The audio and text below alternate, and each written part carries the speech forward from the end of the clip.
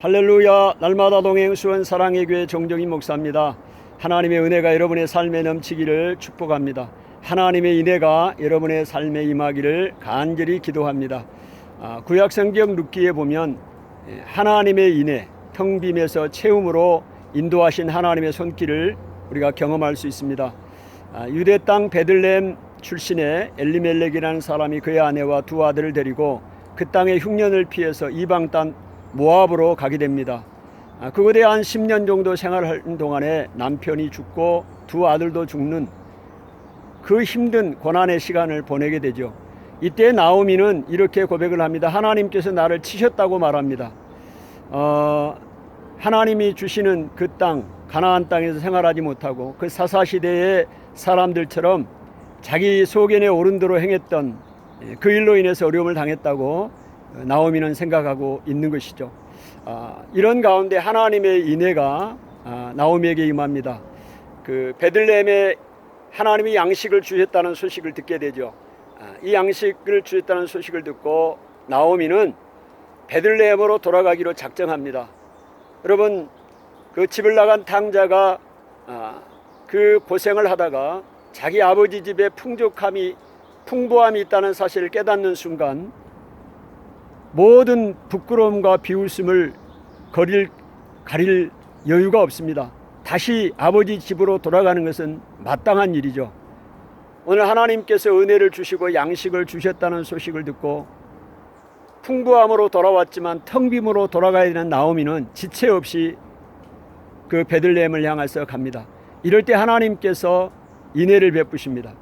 오늘 우리도 하나님의 은혜를 사모하고 은혜의 자리로, 내가 혹시 하나님을 떠나서 내 마음대로 생활하다가 나의 잘못된 선택과 실수로 어려움을 당하고 있다면 하나님의 자리에, 은혜의 자리로 나가는 은혜가 있기를 축복합니다. 이럴 때 그 두 며느리들이 함께 하겠다고 합니다. 결국은 룻이라는 한 며느리가 나오미와 함께 하죠. 이 룻이 함께 한다는 것은 나오미를 향하신 하나님의 인애, 사랑입니다. 늙은 시어머니 나오미가 베들레헴에 돌아간다고 한들 혼자 생활하기가 어렵습니다. 근데 젊은 룻, 우리 며느리가 시어머니를 봉양하고 함께 한다면 얼마나 힘이 되겠어요. 사실 나오미에게는 룻과 같은 며느리가 있었고 또 룻에게는 나오미와 같은 시어머니가 있는 것을 보게 됩니다. 오늘 우리 가정도 또 우리 시어머니와 며느리의 관계가 이런 아름다운 관계가 되면 좋겠다는 생각을 해보게 됩니다. 하나님의 은혜를 찾아서 하나님의 품에 그늘에, 날개 그늘에 쉬기를 원하는 마음으로 하나님 앞에 찾아왔을 때 하나님께서 인애를 베풀어 주십니다. 오늘 우리의 삶 가운데도 룻과 나오미에게 그 절망적인 순간, 사건 속에서도 하나님이 인애를 베푸시는 그 하나님의 섭리를 우리도 경험하게 됩니다. 룻이 보리 이삭을 주우러 갔는데 그 보리 이삭을 주우러 간 밭이 우연히 그의 친족 보아스의 밭이었습니다. 그 룻이 가서 보리를 줍고 있는 동안 그 밭의 주인인 보아스가 때마침 just time으로 그 땅을, 그 밭에 나와서 룻을 보게 되고 룻을 알게 되고, 그래서 룻에 대한 소문을 듣게 되고 이 일로 인해서 룻과 보아스가 결혼을 하게 됩니다. 그래서 룻은 다윗 왕의 증조 할머니가 되고 예수 그리스도의 족보에 오르는 영광을 얻게 되죠. 오늘 우리의 삶 가운데도 우연과 마침, 이 수많은 우연과 마침의 사건들을 통해서 하나님이 섭리로 우리의 삶을 이끌어 가십니다. 우연과 이 마침은 섭리의 또 다른 이름이라고 말할 수 있죠. 여러분의 삶 가운데 하나님이 하나님의 날개 아래 피하러 들어간 여러분을 하나님께서 우연과 그 마침의 사건을 통해서 인도하신 경험이 많이 있을 것입니다. 저도 이 말씀을 생각하면서 몇 가지를 생각해 보았습니다. 하나님께서 우연과 마침의 사건을 통해서 어떻게 삶을 인도해 갔나를 생각해 볼 때, 제가 이제 대학을 막 졸업하고 이제 직장 생활을 하고 있었습니다. 그럴 때 저의 시골 마을 친구에게서 전화 한 통이 왔습니다. 신문을 보니까 자기가 신문을 보니까 삼성에서 입사 모집 공고를 보고 저에게 전화 한 통을 했습니다. 이것이 계기가 되어 저는 삼성에 입사를 하는 은혜를 잊게 되었습니다. 한 번도 삼성은 생각해 보지 않았는데 이 일로 인해서 입사를 하게 된 것이죠. 하나님의 그 섭리가 놀랍습니다. 저의 그 딸이 대학에 들어갈 때 여러 가지 어려움이 있었습니다. 그래서 저희가 청계산에 기도하러 올라왔어요. 딸의 문제, 입학 문제, 진로 문제를 놓고 기도하러 올라왔을 때 제가 아는 우리 목사님과 통화를 하게 됐습니다. 그 통화를 하는 도중에 제가 소개를 받은 모 대학이 있어요. 그 전화 한 통화가 계기가 되어 저희 딸이 대학에 입학할 수 있는 은혜를 얻게 되었죠. 그리고 이제 휴학을 하고 또 이제 있는 상황 가운데 이제 교육부에서 전화가 딸에게 왔다는 얘기를 저희 딸에게 저에게 해줬어요. 그냥 지나가는 소리로 한 건데 그 전화 한 통을 왔다는 소식을 통해서 다른 대학으로 편입하게 되는 은혜를 잊게 되었습니다.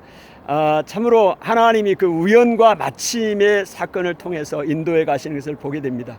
제가 자동차 그 수리를 위해서 카센터를 갔는데 그 차를 고치는 동안에 우리 그 카센터 사장의 부인과 대화를 잠시 나누게 됐습니다. 대화하는 도중에 대학 입학금이라든지 그 학자금이라든지에 대한 정보를 얻게 되었습니다. 저희들은 이미 대학에 자녀들이 들어갔지만 한 학기가 지난 상황에 있었지만 그 정보를 알지 못해서 장학금 신청을 하지 못했어요. 그래서 놓쳤죠. 그런데 그 대화를 통해서 그런 제도가 있다는 사실을 정보를 얻게 됐죠. 그 일로 장학금을 받게 되었습니다. 참 하나님의 우연, 섭리, 필연을 통해서 하나님이 역사하신 것을 보게 됩니다. 저희 교회 고인이 되셨습니다마는 우리 최금래 우리 권사님이 계십니다. 그 권사님이 저희 교회로 이제 예수님 처음 믿고 등록하게 되셨는데 어떻게 등록을 하게 되셨느냐면 그 따님이 우리 권사님을 모시고 교회로 한번 찾아온 거죠. 근데 저희들은 마치 그때 신방을 갔다가 교회로 이제 막 도착하는 순간이었습니다. 그때 그 따님을 만났고 그 일이 계기가 되어서 우리 권사님이 교회에 등록하게 됐습니다. 지금 우리 교회 92세가 되는 우리 김상임 권사님은 어떻게 우리 교회에 등록하게 되느냐. 이제 이사를 오셔가지고 길을 가시는데 힘들으셔서 혼자 소리로 주여 했답니다. 그런데 그 주여 소리 한마디에 길을 뒤에 따라가던 우리 고인이 됐던 김길자 권사님이 그 소리를 듣고 권사님 예수 믿으세요. 저희 교회 오세요. 그렇게 해서 등록해서 지금까지 우리 권사님이 교회를 나오고 계십니다. 저희 집사람이 저하고 어떻게 결혼을 하게 됐느냐면 제가 청년부 때 같이 이제 교회 생활을 하게 됐는데 청년부에서 선물 교환을 했는데 책을 선물 교환으로 하기로 했습니다. 그래서 각자가 좋아하는 책을 한 권씩 내놓고 제비 뽑아서 가져가는 겁니다. 제가 내놓은 책을 저희 아내가 제비를 뽑았어요. 그런데 저는 그날 또 선보러 광주에 내려갔습니다. 이 자리에는 참석하지도 못했는데 그 일이 계기가 되어서 저희 아내와 결혼하게 됐습니다. 여러분 우리의 그 삶 가운데 하나님께서 우리가 우연처럼 여겨지고 또 마침 그런 그 사건을 하나님이 섭리로 인도하셔서 우리 삶을 인도해 가신다는 것을 보게 됩니다.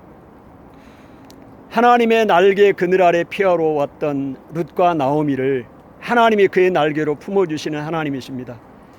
이제 내 인생에는 기쁨이 없고 괴로움만 있다고 나오미라고 이야기하지 말고 마라라고 이야기하고 괴로움이라고 이야기하라고 했던 그 나오미에게 그의 품에 한 아기가 안기게 하시는 하나님이십니다.